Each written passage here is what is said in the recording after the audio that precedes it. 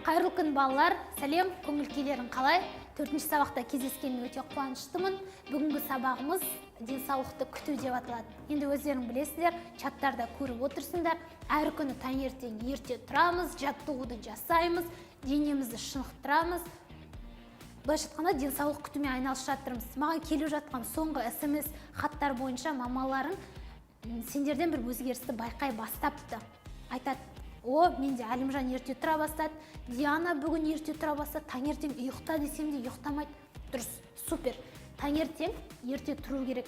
Себебі сағат 5-тен кейінгі ұйқы адамға ешқандай энергия бермейді.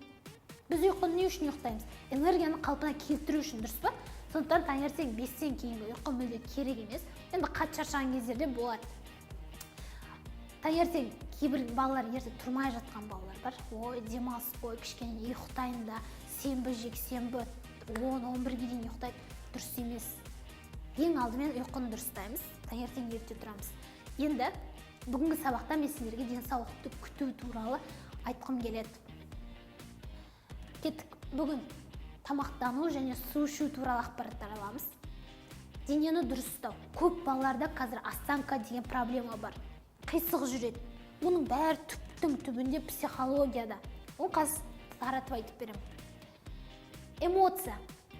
Байқайтын шығарсыңдар, Телеграмда болсын, Ютубта болсын, Инстаграмда бүкіл сабақтарымда тек жақсы көңіл күймен жүргіземін. Оның өзімнің енді кейбір бір фишкаларым бар.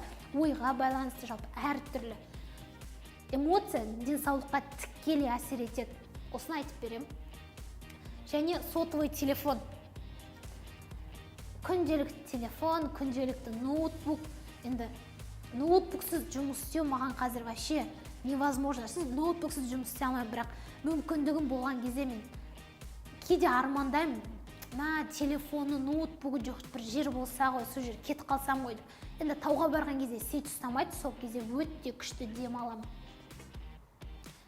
Енді қараңыздар, денсаулықты күту үшін сіз қандай спорт түрімен айналысып жүрсіз?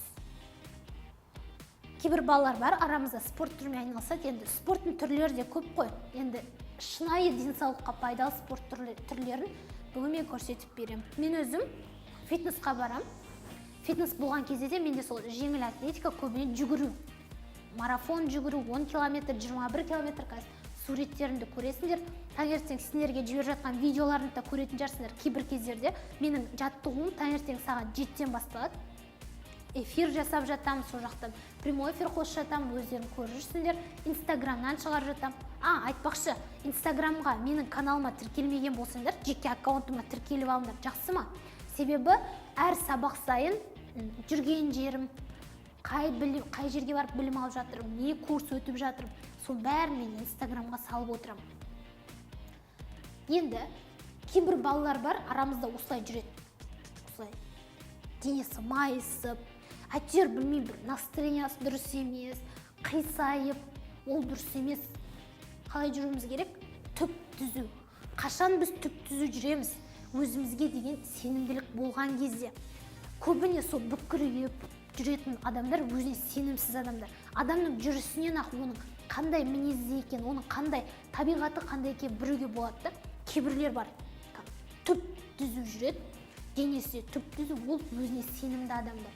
Біз өзімізге деген сенімділікті қалыптастыру үшін ең алдымен жүруімізді дұрыстауымыз керек. Қисайып, маған болмайды, мынадан қорқамын, айтсам қате болып қалса қайтем, ол ойларын бәрін алып тастау керек. Біз өз елімізде жүрміз. Бұл арқамызды кеңге салып тіп-тік жүруіміз керек. Бұл тіп-тік жүру өзіңе деген сенімділікті қалыптастырады. Есесінде сендерде мынандай ауру болмайды. Мынамен жүрген адамдар ертең ауру. Тізесі ауырады, қолы ауырады, мына жері қақсайды, ана жері қақсайды. В общем, бітпейді проблемасы. Түптің түбінде ол сенімсіздіктен келеді. Дұрыс жүрмеу ол сенімсіздік. Тіп-тік жүру сенімділік. Сенімді болған адамдардан ерекше аура таралады. Ол аура адамдарға әсер етеді. Сосын мен сендерге айтамын, таңертең тұрғанда су ішіңдер. Неге? Себебі біз ұйықтаған кезде әртүрлі денемізде процестер болып жатады.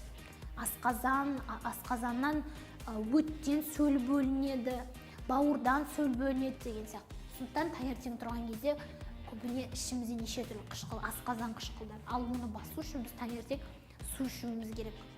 Түсінді ма? Таңертең тұрдық, бірден су ішеміз, ол кезде денеміз өте жақсы жұмыс істей бастайды. Былайша айтқанда тазаланады. Және мидың негізгі қорек көзі ол оттегі. Кітапты жатып оқуға болмайды. Жақсы ма? Кейбіреулер бар, диванда жатып алып кітап оқиды, ол дұрыс емес. Себебі жатқан кезде денеміз тіп-тік болмаған кезде біздің өкпеміз қысылады.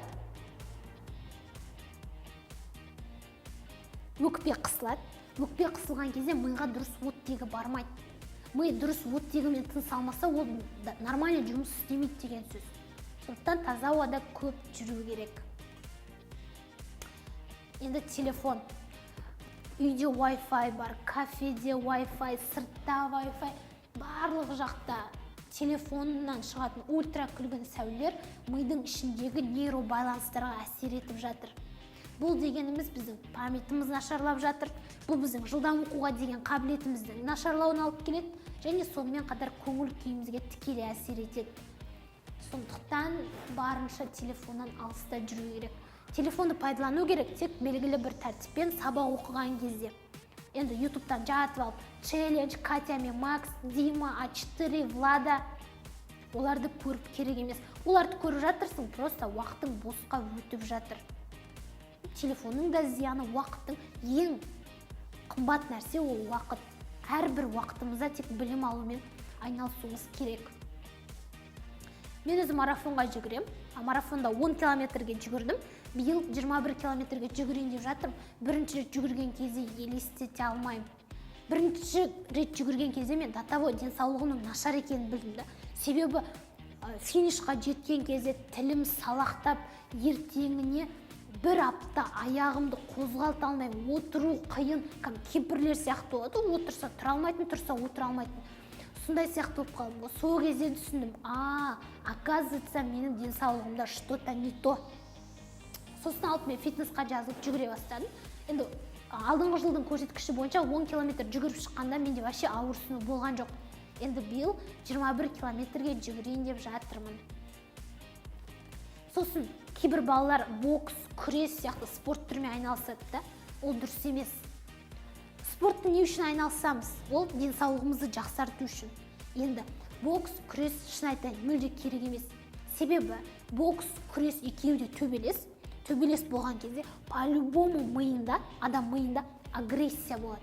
Ананы жықсам, мына жерінен ұрсам, ұрды, бауырын құртты, бір өз сияқты адамның миын шайқады. Ол кімге пайда? Мысалы қазір Геннадий Головкин дейміз, Қанат Ислам, енді боксқа шығады ринг, соның бойын күтеміз, оған қанша ақшалар салынып жатыр. Былайша айтқанда вообще ешкімге келіп кетер пайда жоқ ол жерден. Просто агрессия. Спортпен, бокспен, күреспен айналысқан балалар көбіне эмоция, біреу қатты нервына тиіп тұрған кезде бір ұра салады. Ұрған кезде енді ана бір спортпен айналыспаған адам тиіп тұрса быт-шыт шығарады ғой. Сондықтан эмоцияға берілген кезде әсіресе көп минус болады екен. Статистика бойынша боксерлардың 20% түрмеге жабылады екен.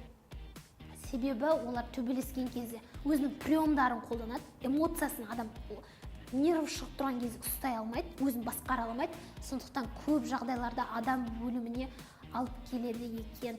Сондықтан мен айтар едім, ең күшті спорт түрі ол жүгіру. Ешкімге зияны жоқ, ешқандай шығын да керек емес. Кроссовкыңды киді, далаға бар да жүгір.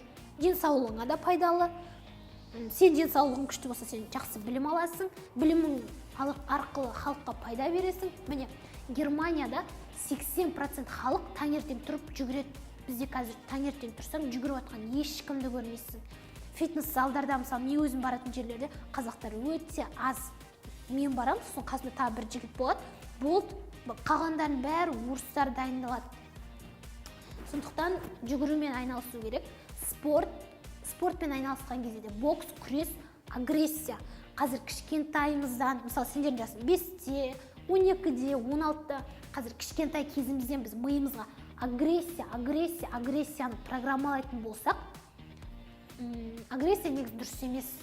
реніш содан пайда болады. Біреуді ұрып жібереміз, біреуді соғып жібереміз. Түбі жаман болуы мүмкін.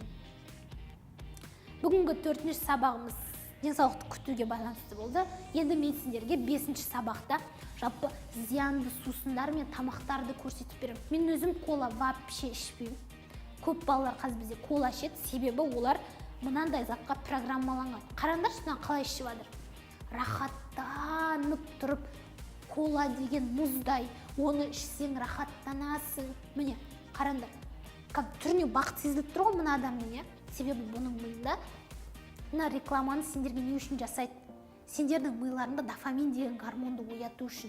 Сендер мына көріп не істегілерің келеді? Кола ішкілерің келеді. Сосын магазинге барасың, мамаң не ішесің деп айтса, бірден коланы ала жүгіресің да. Бұның барлығы просто адамдарды программалау, жаман жаққа қарай. Сенесіңдер ме, Қазақстанда бір жылда зиянды сусындар мен зиянды тамақтарға 600 миллиард теңге шығындалады. Хотя олар бізге вообще пайдасыз нәрселер. Бұның барлығы реклама. Сондықтан мен сендерге 5-ші сабақта, егер 5 сабақты көрсеңдер, мүлде кола ішпейтін боласыңдар. Кирешки, лейс, тағда не бар? Сондай зиянды тамақтарды мүлде ішпейтін боласыңдар. Себебі мен сендерге оны неден жасалады, не қосып жатыр. Ол жерде гигиеналық талаптар вообще сақталмайды. Коланың құрамы, не үшін сендер ішкілерің келе береді, соның бәрін үйренетін боласыңдар. Жақсы, сабағымыз осымен аяқталды. Лидер бала курсының 4-ші сабағының соңына жеттік. Енді сендер әр сабақтан соң инсайт видео жіберулерің керек қой. Мына сабақ өте қызық болды деген ойдамын. Денсаулықты күтуге байланысты практикамызды жасайық. Сосын менің өмірлік ұстаным бар. Ақсұңқар құс астындағы жемін шашып жейді, ал қара құс басып жейді. Сондықтан мына жерде естіген ақпараттардың барлығын міндетті түрде достарымен, туған-туысқандарымен және өздерінің ата-аналарымен бөлісіңдер. Тіпті олар да білмеуі мүмкін. Сендерге сенем. Жақсы, олай болса 5-ші сабаққа дейін кездескенше.